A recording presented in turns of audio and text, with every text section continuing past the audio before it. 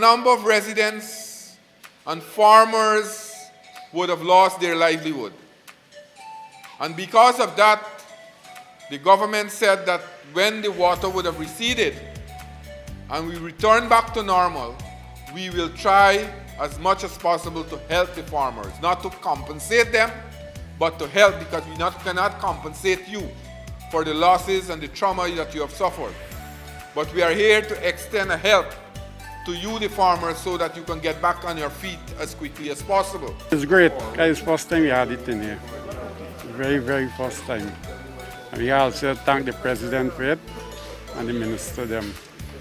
I still remember three. I lost banana, plantain and cassava. Enough thing, banana, cassava, pine, a lot of things I lose. Thanks for this grant.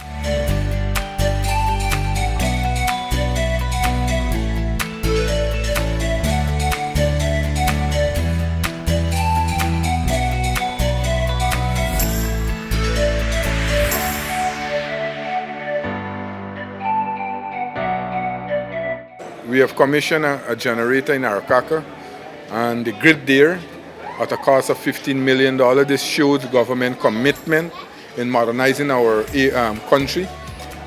Although we are in Region 1, a far-flung region from Georgetown, we are seeing that the investment that the government have been making is tremendous. The people in Arakaka now will have reliable and regular electricity so that they can ensure that they involve themselves in businesses.